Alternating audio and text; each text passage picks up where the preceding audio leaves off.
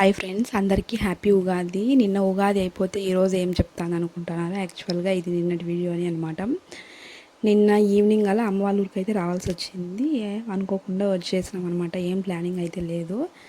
ఏమంటే ఇంకా నాన్నకైతే కనుక నాన్న చనిపోయినాడు మా నాన్న లేరు. మా నాన్న సమాధికి అయితే కనుక ఇంకా పూజ చేసుకుందామని చెప్పనేసి మా ఆయన వెళ్దామంటే ఇంకా ఈవినింగ్ అనుకోకుండా రెడీ అయ్యేసి వచ్చేసినాం మనం.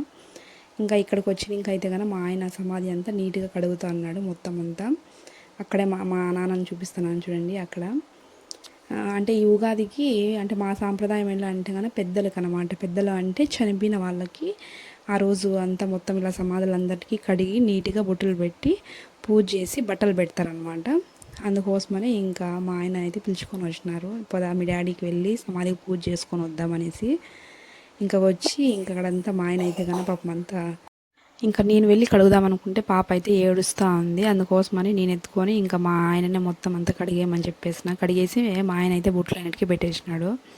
ఇంకా మా డాడీ అయితే డ్రింక్ చేస్తాడనమాట. అందుకని మా ఆయన అయితే కంపల్సరీ మా డాడీకి ఏమేమి ఇష్టమో అవన్నీ అయితే పెడతాము. ఇక్కడ మా డాడీకి అయితే కనుక స్వీట్ అయితే పాలకోవా ఇష్టమని ఇంకా అక్కడైతే మా డాడీ డ్రింక్ చేస్తాడు, మందు తాగుతాడు.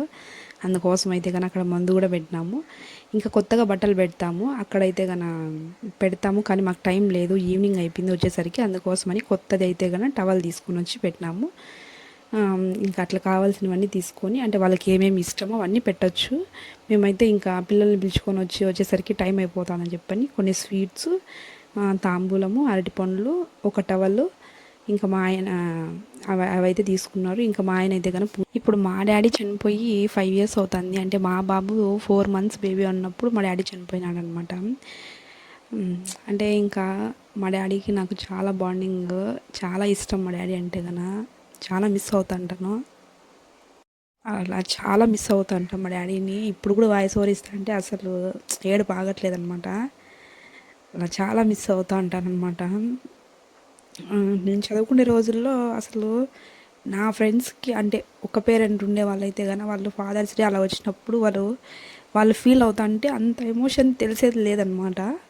కానీ ఆ సిచ్యువేషన్ మన వరకు వస్తే కానీ ఇప్పుడు నేను 5 years నుంచి అది ఫేస్ చేస్తాను. ఎందుకంటే కనుక నాకు తెలుస్తుంది ఈ ఫాదర్స్ డే అందరూ స్టేటస్ పెట్టడం అలా విష్ చేసుకోవడం చూస్తుంటే కనుక ఆ ఫాదర్ డాటర్ బాండింగ్ అనేది నేను చాలా మిస్ అవుతుంటాను.